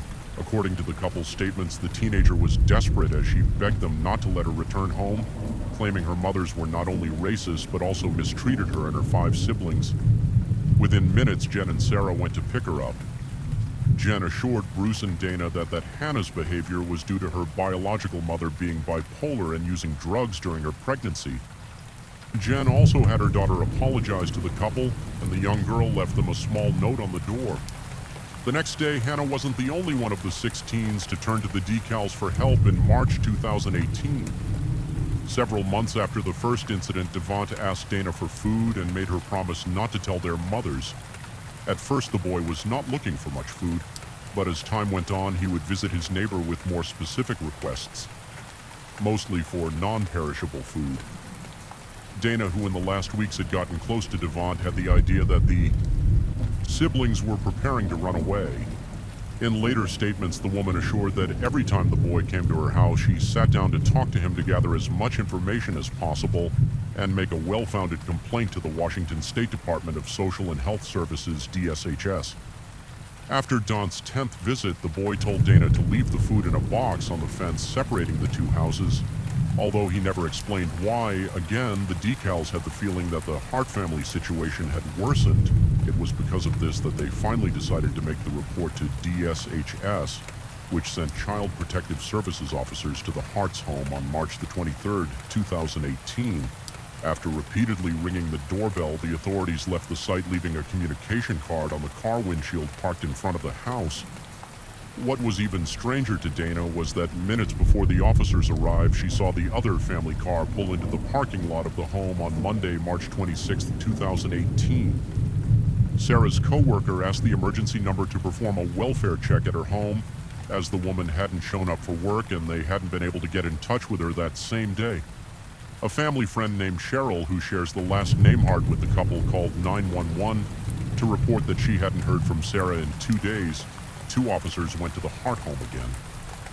No one answered the door, but the officers noticed that one of the vehicles was missing from the parking lot. A few hours later, a policeman visited the house again. With the same result, there was no response. Meanwhile, the emergency hotline received a call from a German tourist who reported that a van had overturned on a cliff in Fort Bragg, California. The vehicle at the end of the cliff, a GMC XL Yukon, belonged to Jennifer and Sarah Hart. When California authorities arrived on the scene, they found the life bodies of Marcus, Abigail, and Jeremiah in the water near the vehicle. Once the vehicle was removed, they discovered the 2 women still sitting in their seats. On the other hand, there was no sign of the 3 missing children, Devin, Hannah, and Sierra. The autopsy results of the 5 bodies revealed that Sarah and her children had dihydramine in their blood, a drug with sedative qualities. Thanks to the toxicological examination, it was found that Jen's alcohol levels were much higher than those legally allowed for driving. From then on, the investigation moved forward quickly for days. After the accident, police obtained a search warrant to search the family's Washington home. Police reports showed that the Hart house was perfectly tidy. This might seem normal, but considering 6 teenagers were living there, it was strange to think that the rooms were so neat. Joe Swinson, one of the detectives assigned to the case, described that he didn't see any toys or any type of entertainment device, only board games in the living room.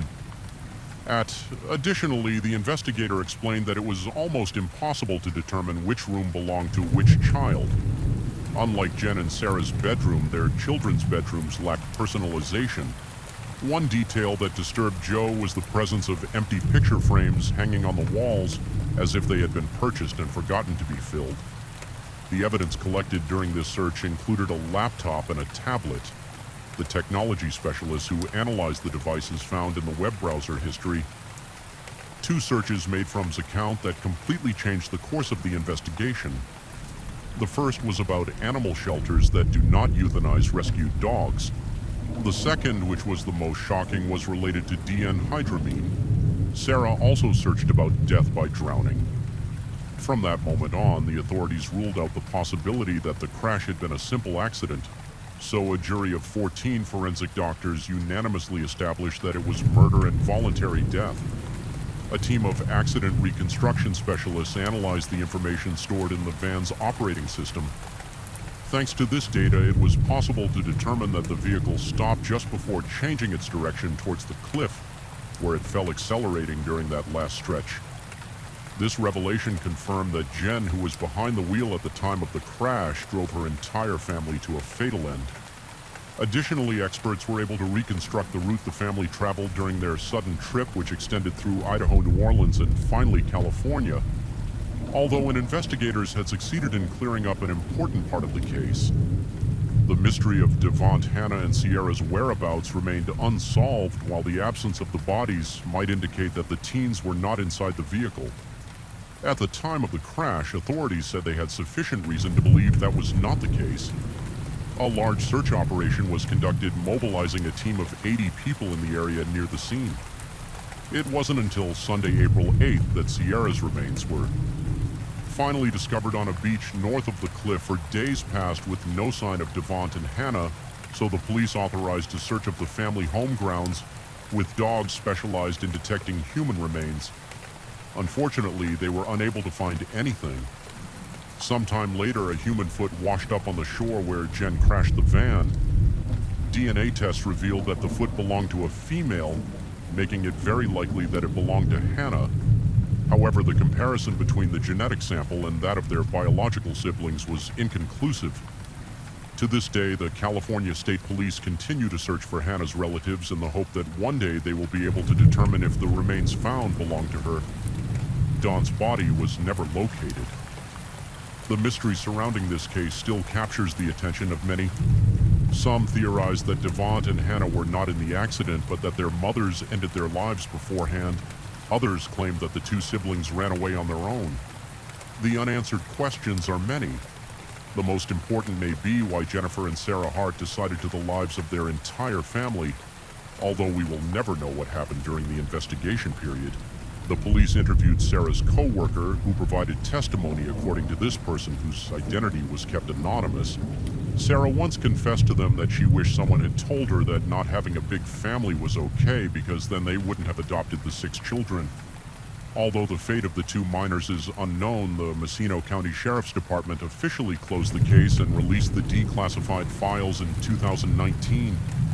This terrible story and the dramatic end that the 6 teenagers suffered after years of abuse highlighted the failures of the child protection system in the United States and the flaws of a society where prejudice, racism, and bigotry still prevail. They also reveal the indifference of those who, even upon seeing the signs, didn't act forcefully to rescue the children and prevent this tragedy, about which there are still more doubts than certainties. Saint Story 5. The Forbidden Love Between Teacher and Student. A tragic unfolding of events. This is the first time in American criminal cases that the trial was broadcast live in its entirety. Every audience member wanted to know the final outcome, whether the individuals involved were victims or the masterminds behind the case. This case shocked America. At the time, it involved a marriage, a love affair, a lie, and a tragedy. Even though the court reached a judgment, the truth seemed even more elusive. How many dirty secrets did they have between them? On May 1st, 1990, a horrible incident shattered the tranquility of Derry, New Hampshire. Pamela sprinted towards the neighbor house, banging frantically on the door, then collapsed on the ground, crying hysterically when the neighbors asked what had happened. Pamela couldn't articulate herself properly and pointed towards her own home. A few minutes later, police officers arrived to find Pamela sitting on the neighbor's steps, trembling all over as she looked up at the officers. Trying to herself, she told them there was a burglar in her home. The officers immediately armed themselves and cautiously approached the scene. Upon opening the door, there was no movement inside, but at the end of the first floor corridor lay a man, Pamela standing behind. The officers immediately let out a scream. "Oh my God, that's my husband, Gregory." The police officers immediately called an ambulance, but it was already too late. The room looked messy, with items that were originally on the table scattered all over the floor. The drawers of the wardrobe were all open, and Pamela quickly realized that her jewelry was missing strangely. There were no signs of forced entry, just the back door open. It was uncertain whether the burglars forgot to close it while escaping, or if the door was originally left open, giving them an opportunity to break in. Additionally, the police's response time was 10 p.m. Burglars normally wouldn't choose to take the risk at this time because most people are not asleep. Yet, considering Pamela was emotionally unstable, the detective started to question the neighbor's priest. The neighbors mentioned that only the young couple, Pamela and Gregory, lived in the house. Pamela, the teacher, was born and raised in Miami. Her father was a pilot and her mother was a housewife. When Pamela was in the 8th grade, the family moved to this state and settled. Not far from the crime scene, Pamela was an outgoing person and had a wide range of interests. She was a cheerleading captain in high school and dabbled in heavy metal music after enrolling in a university in Florida. She also became a radio host on campus during Christmas. In 1986, Pamela returned from Florida and met Gregory at a party. He was handsome and had long hair. They fell in love at first sight, and their relationship quickly blossomed. Gregory followed Pamela to Florida, and they finally moved back to this state. After Pamela graduated in 1988, Pamela applied for a job in the university's administration department, mainly organizing social events and external communications. Later, she also started her own photography course, teaching students how to use photography equipment for video production. Gregory then started working in insurance sales and even shaved off his long hair as everything gradually fell into place.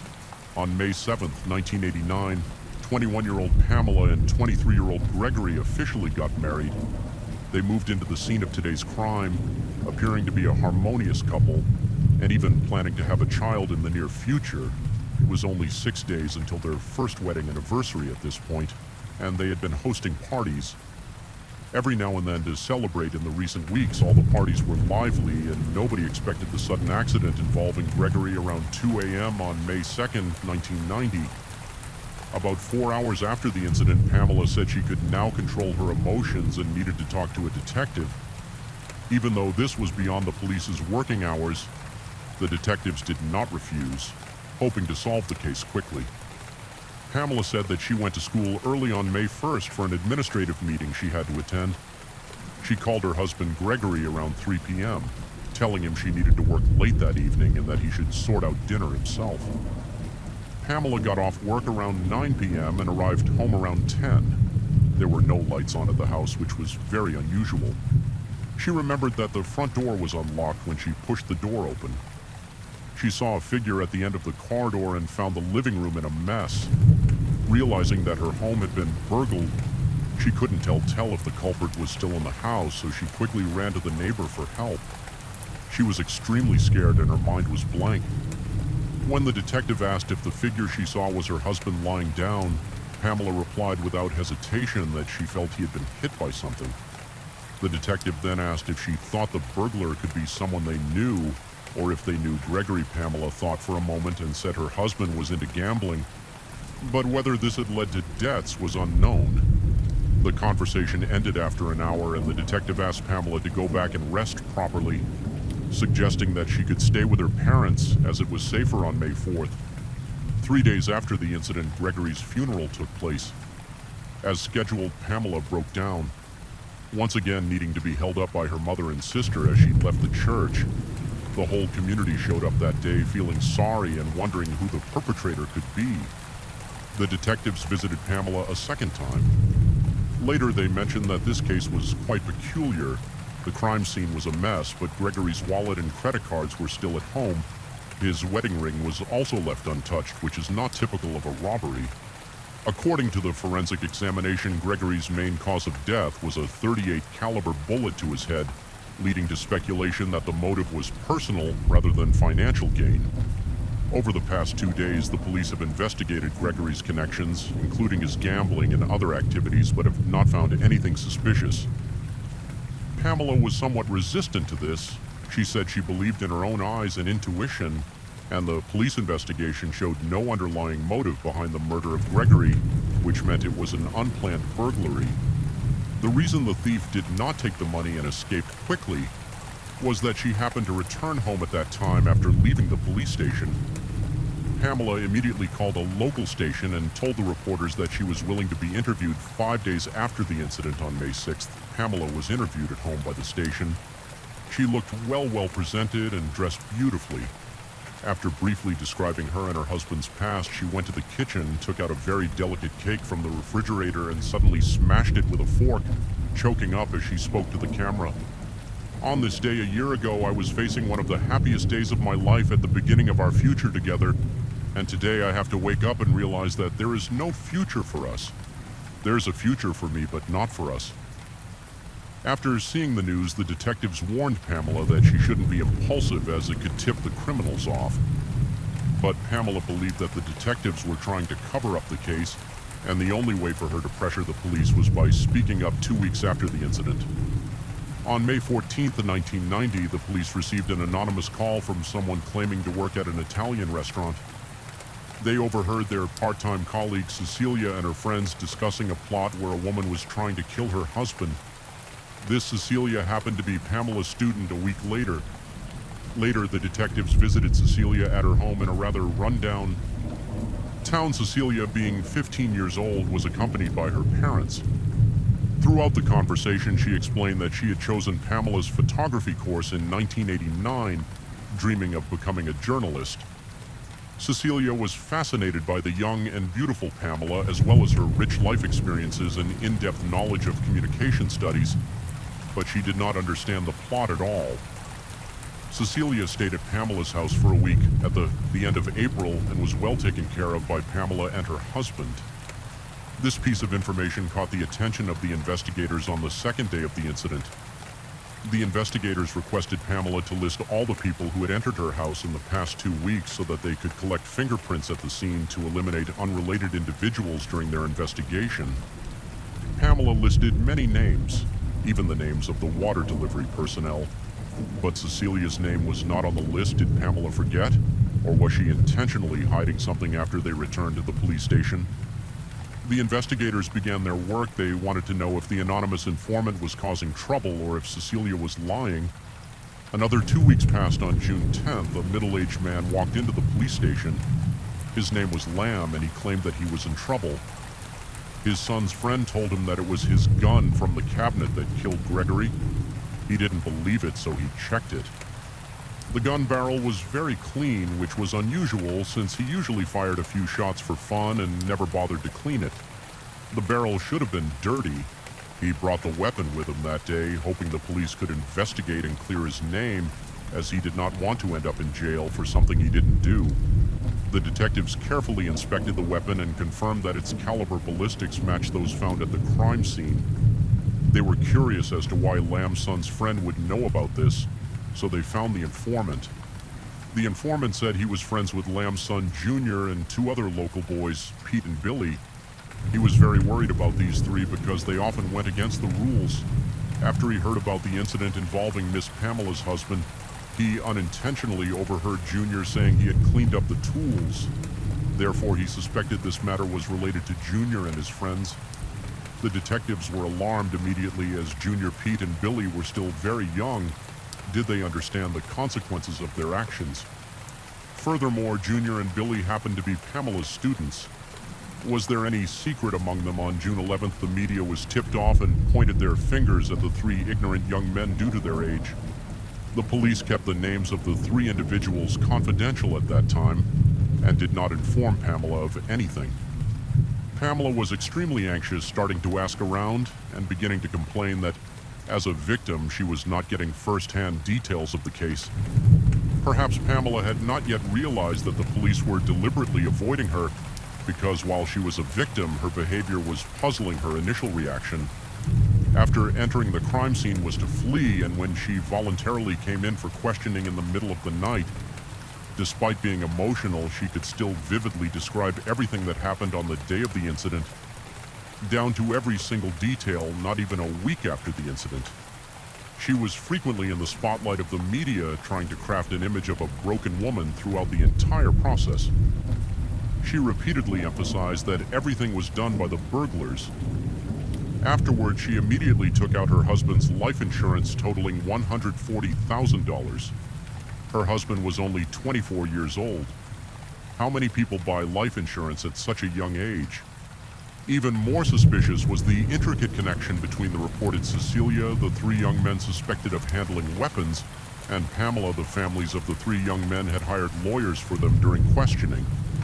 They all remained silent, so the detectives were trying to figure out where the breakthrough could be. They called Cecilia's mother and frankly said that Cecilia was classmates with the young men. If they knew something and decided not to speak out, now it would be too late once the truth came to light. The mother understood what the detectives meant. The next afternoon, she accompanied her daughter to the police station. Cecilia admitted to having a close relationship with these 3 boys. Pamela was their mentor who had taken them to shoot an advertisement for orange juice. She said that if the ad became popular, she would reward them with a trip to Disneyland, which was a huge incentive for young people in the small town. During this period, Billy and Pamela got closer, Cecilia saw them being intimate more than once. She couldn't remember the exact time, but Pamela once said, "Okay, kill my husband," and then the small town. During this period, Billy and Pamela got closer. Cecilia saw them being intimate more than once. She couldn't remember the exact time, but Pamela once said, "Okay, kill my husband." And then the incident really happened. Cecilia called Pamela in front of the detectives trying to find out who the killer was, or to make Pamela confess that she was the mastermind behind everything. However, Pamela was cautious on the phone and did not fall for the trap. The detective asked Cecilia to wear a listening device and go directly to Pamela's office to get her to speak in a private setting. Cecilia was very nervous on July 12th. She walked into Pamela's office, but because the signal wasn't stable, there was an issue with the device. Luckily, there was a backup recorder still functioning. Eventually, the police issued an arrest warrant for Pamela. Based on one sentence, she said, "Can this sentence ultimately convict her 3 months after the case occurred on August 1st, 1991, Pamela was handcuffed 2 weeks later. She was formally charged overnight. She went from a sad victim to a black widow. The media dug up more dirty secrets, saying that Pamela sent a seductive photo of herself in a white bikini to her student Billy, which caused his downfall on March 4th, 1992. 10 months after Gregory was killed, the trial with the 5 individuals involved started. The media requested full live coverage, and the judge agreed. This was unprecedented at the time, and the public was eager to find out the extent of their evil plot. The prosecution pointed out that the mastermind behind the heinous crime was Pamela. She used her identity as a teacher to get close to and successfully seduce a naive and impulsive student, Billy, who was 7 years younger than her after engaging in the twisted relationship. Pamela instigated Billy to get rid of her husband, Billy, involved 2 of his buddies, promising each $500 after the deed. However, Billy did not come from a rich family, and $1,000 was a large sum for him. Where did his money come from later? All 3 confessed at the end of January that they were tricked by the teacher. They claimed the entire incident was the most vivid lesson given by Pamela. The defense, however, smirked, saying things were not that simple. The prosecutor deliberately moved the cases of the 3 boys to adult court, indicating they would face sanctions beyond their age protection. However, at this time, the prosecutor also opposed a plea agreement that not only exempted them from the death penalty, but also set a maximum of 40 years of imprisonment. If they behaved well, they could be paroled after 12 years. This was actually a trap, an unfair trade, and the goal was to get Pamela convicted. According to the private detective's investigation, the criminal records of these 3 boys regarding juvenile delinquency were deliberately concealed. In fact, they had long been problematic and had committed robbery and burglary. So what, wasn't it kind of a joke to accuse an educated female teacher? Moreover, they had no substantial evidence. The prosecution stated that the 3 boys pleaded guilty without any dispute, and their accounts of the incident were exactly the same. So these testimonies were all legal and valid. Junior testified in court that he was supposed to go to the rental company to rent a car as planned with his grandmother that day, but his grandmother forgot about it, so it was Pamela who drove him to get the car. His accomplice Pete was also there, and on the way Pamela even mentioned having white furniture at home and using a gun to avoid dirtying the carpet. The defense attorney then asked Junior who he said goodnight to last night before going to bed and who he said good morning to early today. Junior replied it was Pete and Billy who were in the adjacent cell. The defense attorney caught on to this point, noting that during the months of detention they could have easily colluded to fabricate a flawless story. At this moment, the suspect Billy appeared in court. He claimed to have met Pamela during a photography project at school. Pamela liked rock and heavy metal music, which was also Billy's interest. They started talking and got to know each other around February 1993, months before the incident. Pamela had Cecilia pass him a note, and they had a secret meeting. Pamela asked, "Don't you want to kiss me?" Billy blushed, leaned in, and kissed her over the following weeks. Pamela would take Billy to watch explicit videos and pose seductively in a bathrobe. Pamela was the first woman in Billy's life. The next day, Pamela asked Billy to take care of her husband, saying that only by doing so could they be together and inherit everything, including the house car and insurance on the day of the incident. Pamela intentionally left the back gate of the backyard open before leaving home. Billy and Pete followed the plan since Gregory was not at home at that time they opened. The drawer took some jewelry, messed up the house as much as possible, then hid quietly behind the gate. Waiting for Gregory to return home upon Gregory's arrival, Junior and Peter rushed out to beat him up. Then Billy himself pulled the trigger using the gun stolen from Junior's father. Afterwards, someone named Raymond drove them away to make Billy's testimony more credible. The prosecutor also had Cecilia testify. Cecilia admitted that Pamela and Billy initially communicated through her. Pamela wrote in a letter, "Do you miss me? I think of you all the time." Cecilia witnessed inappropriate behavior between the two individuals in different settings multiple times. Pamela suggested doing things to her husband, which Cecilia thought was a joke. When Billy asked if she could help obtain a weapon, she even suggested something. Fortunately, it did not succeed. The prosecution summed up at this point, saying Pamela brainwashed Billy with her body, causing him to lose his way and ultimately be completely controlled by her, which was the most terrifying part of this case. The defense attorney strongly objected to this conclusion, acknowledging that Pamela did indeed cross boundaries with Billy, but Pamela had already proposed to break up with Billy, and it was Billy who couldn't let go, hence planning the murder of Pamela's husband. Furthermore, Cecilia had a unique position in the case. Her attire during the trial was paid for by the government, so was her testimony, also serving the government's interest. Cecilia claimed that she thought it was all a joke, yet she mentioned to Billy about an elderly couple at her workplace. The wife said she didn't like the weapons bought by her husband because they didn't feel right. So she always kept the weapons in her car and never carried them with her. Billy deliberately inquired about the type of car and its parking location and went to investigate. Fortunately, that day the husband had removed the weapons, proving that Cecilia's testimony was inconsistent. Why didn't she report to the police earlier? Because she was also afraid she was an accomplice, and now she's shifting all the blame onto Pamela. Trying to avoid jail time, the prosecution disclosed a segment of highly suspicious dialogue that Pamela uttered when Cecilia brought listening devices to her after the incident. Professional audio technicians transcribed this segment and distributed it to the judge and jury. Everyone read the transcript first and then listened to the recording. What Pamela said could be vaguely identified. The prosecution finally revealed that Pamela had disclosed her husband Gregory's affair, which her husband himself admitted, and begged Pamela to forgive him, promising such things would not happen again. Therefore, it could be implied that Pamela wanted revenge because of her husband's infidelity. The defense claimed that the audio had been processed by experts, but there was still significant noise interference intermittently. Moreover, this statement was out of context, and the transcriber likely listened to this recording with bias, so this recording was entirely insufficient to convict, and the reasoning for retaliating against the husband is purely hypothetical. Both defense and prosecution stuck to their guns, with no one willing to give in. Finally, Pamela made her appearance. She said that everyone in the room was viewing her with biases, but did anyone know that she was once on the edge of a mental breakdown, wailing and sobbing uncontrollably while sitting vigil, and even briefly suspecting her own student of orchestrating everything after hearing a news report.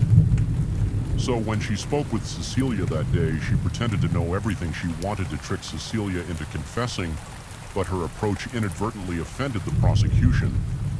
Their selective use of information caused her harm for the second time. They were a group while she fought alone. After 11 days of trial, the jury reached a verdict after less than 3 days of deliberation, finding Pamela guilty of plotting and being an accomplice in the murder, as well as interference with a witness. With 3 convictions, Pamela and her family could not bear it, as she was sentenced to life imprisonment without parole. Her life has been changed forever up until today. Pamela has yet to confess, enduring high levels of anxiety and vigilance. In prison, suffering from facial nerve damage inflicted by a fellow inmate in 1996, she has to take medication daily, especially during rainy or snowy weather when the pain intensifies. Despite her circumstances, she has earned 2 master's degrees in literature and legal studies in prison, and has applied to become a member of an international women's organization aspiring to advocate for the rights of incarcerated women. In the meantime, the group of students were all eventually released one by one. Nia and Pete were granted parole in 2005 and 2015, respectively. Billy, the one who pulled the trigger, obtained a degree in prison and got a job as a prison electrician. He too was granted parole in 2015. 25 years after the incident, Pamela's response was that she understood these students, but she would never forgive them.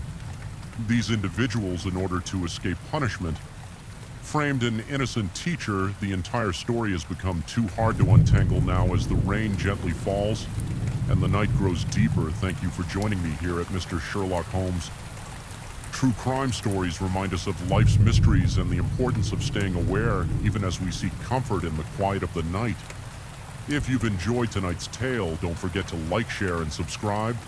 Let the rain carry you to a peaceful sleep, and until we meet again, stay safe, stay curious, and let the night watch over you, for